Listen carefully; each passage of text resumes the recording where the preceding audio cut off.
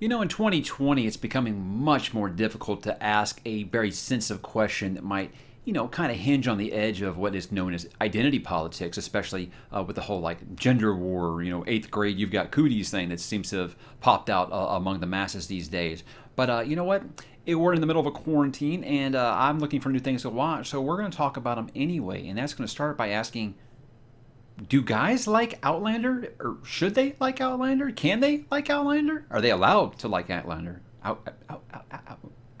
Outlander. Let's talk about it.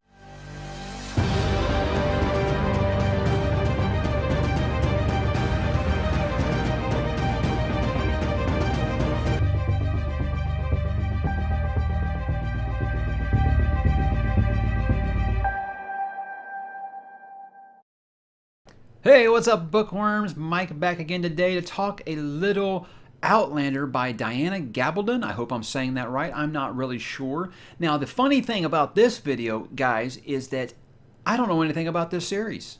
I've never read the books. I've never watched a TV series. But you know what? I got 7 of them on my Kindle. And I want to tell you exactly why.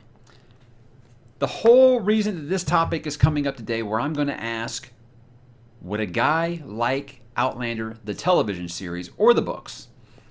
The whole reason that this comes up is because if you've watched the show at all, or if you've watched the marketing for the show, it's really female-centric. And I want to really inquire if this is something that a guy would appreciate. Now, I know that this is a sensitive topic because I went on to Reddit and looked for where someone else had asked a similar question, and everything was about fragile male egos and things like that, guys. That's not what I'm asking here.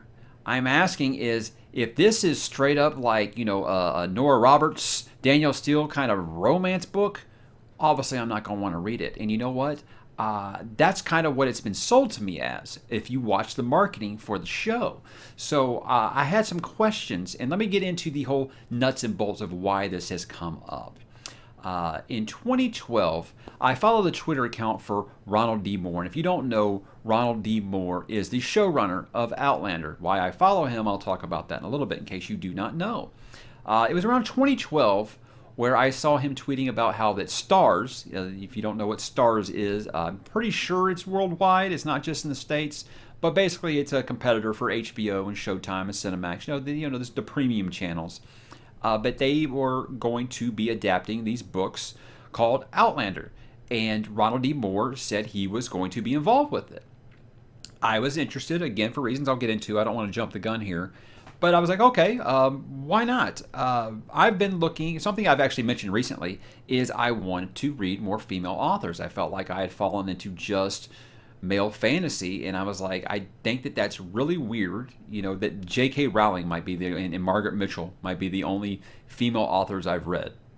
Well, Anne Rice, and I read a lot of Anne Rice too. But anyway, I was like, it was very, very dominated by male writers, and it wasn't for any particular reason. No one guilted me of that or anything. I was just like, I would like to see romance written by a woman, because let's be honest, women write romance better. I'm sorry, I believe this. If you think that's stereotypical, it might be. It might be. In my experience, I felt like that is very much true.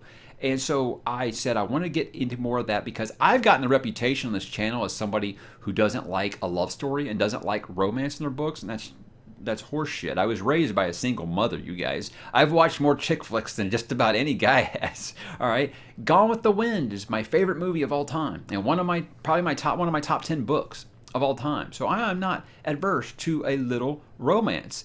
What I don't like is, the whole wish fulfillment thing, and I'll get into that into a little bit. I don't like the sexy vampires and the sexy werewolves and all that kind of stuff. Again, I'll get into it here.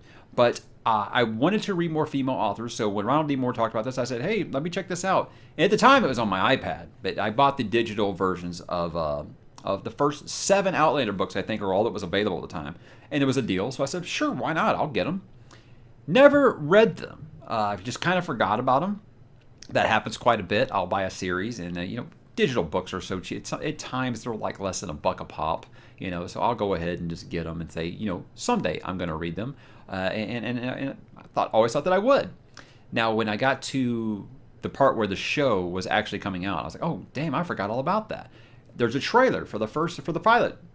So I watched a trailer and I was just kind of like, that doesn't look like anything I'd be interested in. And I just kind of thought, I don't really know. So I asked my wife, hey, is this something that you would want to watch? Because, you know, you watch all my macho dude stuff with me. I'll always watch something that's, you know, aimed more towards the ladies. No problem with that. And she said, it looks a little too chick flicky for me. And when I told her I had the book, she's like, aren't those, you know, like hard romance novels? And I'm like, I don't think they're like, not like smut harlequin romance novels, but I think there might be, you know, a love story in it or whatever. But anyway, long story short, everyone told me, oh yeah, these are just kind of like, you know, fantasy versions of, historical fantasy versions of like Danielle Steele or something. And I just always thought that just seems really weird that someone like Ronald D. Moore, and I'll talk about again in a minute, Ira Stephen Bear being involved in this. That doesn't seem like something that they would be into. You know, if you look at their track record. So I started looking around or whatever, and that's why I said I started looking at the, you know, the questions where other people were asking this, and there was a lot of guys who are like, yeah, I think it's just been marketed very poorly because I watch this show and I'm a single 30-year-old straight male and I like it. And I'm just like, what is going on? I don't really understand who to trust here. And I can't say did the marketing fail because, I mean, the show is basically the flagship of STARZ. You know, they canceled Black Sails but kept this one on. And they've already renewed it. It's in its 5th season right now. They've already renewed it for a 6th. I think they renewed it for a 5th and a 6th at the same time. So it's obviously the most popular series going on over there. I'm even talking about spinoffs of it now. So I can't say did the marketing fail, but could it have been even better if they didn't feel like it was just aimed towards the ladies? Because that's how I feel like it has been aimed towards that. And every time I talk to anyone about this show, I'd say it's like 99-1 women versus men telling me why it's a good show. So I have always just kind of put it off and put it out of my mind until recently. Like I said, we're in a quarantine. I was looking for stuff to do, and I was talking to some friends today about Battlestar Galactica, and that brings me back to Ronald D. Moore. Now, Ronald D. Moore and Ira Stephen Bear both worked on Deep Space Nine, Star Trek, together. Obviously, that is like maybe my favorite Star Trek. Huge Star Trek fan. And I felt like season 3 through 7 that those two were involved in was the highest that Star Trek, the best heights that Star Trek ever reached was when those two were in control of it. So, of course, when he came out with Battlestar Galactica, I watched that, and Battlestar Galactica is something that I reference a lot because it's maybe my favorite science fiction show ever. You know, that and Babylon 5 kind of side by side. But anyhow, so I was obviously interested for these two men being involved in it. You got Ronald D. Moore as the actual showrunner, and you have him writing some episodes, and you got Ira Stephen Bear writing some episodes, at least some of the earlier ones. I don't know how much they're still involved. I believe he is still the showrunner.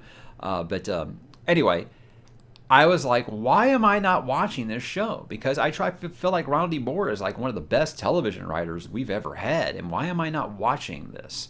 Or at least giving this a try. So when I went ahead and noticed that the first 3 seasons are Netflix now, I said, you know what? I need to talk about this and kind of ask the question, will guys like this show? And I understand that this gets a lot of negative feedback when people ask this. But guys, you can't say, oh, men don't like the show because it's told through the eyes of a female. Now, that might be true for some dudes, but my favorite TV show of all time, Buffy the Vampire Slayer, where the whole story is told through the eyes of a teenage and then early 20s girl, dealing with all kinds of things. So, yeah, that's not going to be the case with me. I can handle a strong female protagonist. What I can't handle is the YA wish fulfillment crap. And what I mean by that is insta-love, love triangles, and then your inevitable thing where you got like a 85-pound girl beating up a 300-pound man, throwing him around like he's a rag doll. And I'm sorry, that just takes me out of it. Not saying they can't get the upper hand somehow, but I was like, let's have some realism involved.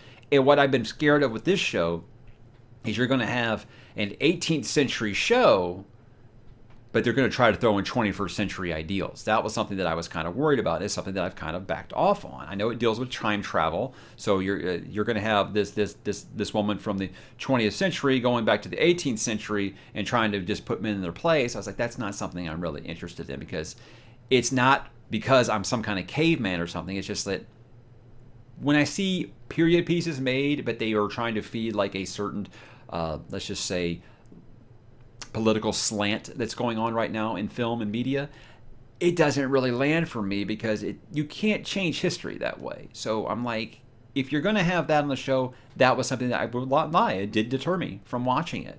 But I've heard more and more people say that might be the way that they've aimed the marketing to get some butts in seats, but that's not the case. And the few guys I have talked to said there are incredibly well-layered men and women actresses on this actors and actresses and characters on this show. So you're going to be fine in that regard. And guys, I would give the show a try. I would give any show a try. I really, really would. I'm saying these have just been what my apprehensions have been.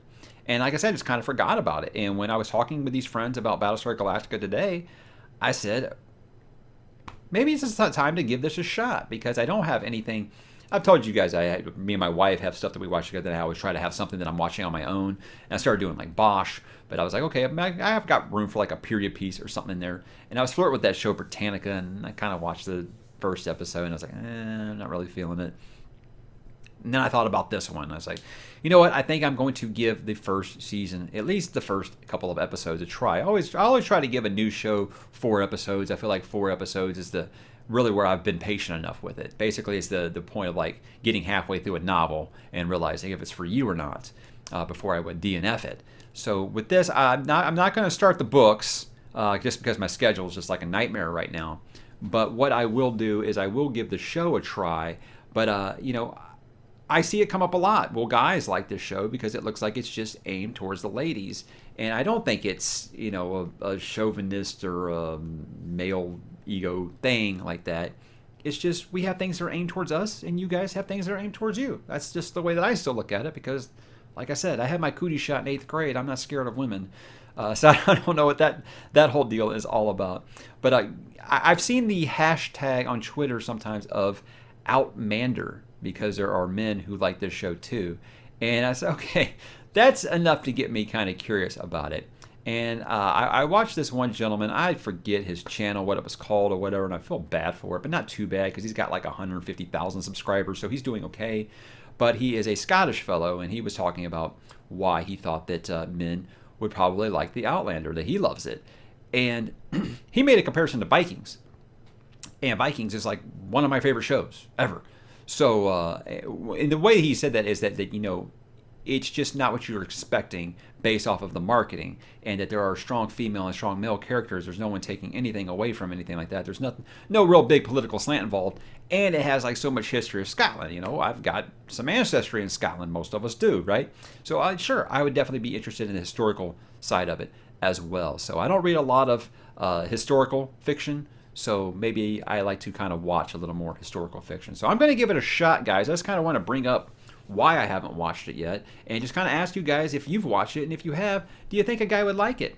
Don't tell me, oh, Mike, knowing what I know about you, you wouldn't like it, because you don't know about me. You know what I tell you on this channel about what I like to read, but what I like to watch is quite different. I will always give something that other people would consider, low quality or try. I'm not one of those people where everything has to be like Emmy quality. Hello, Buffy. Buffy the Vampire Slayer is my favorite television series of all time. That wasn't exactly winning Emmys, so that isn't the qualification for me.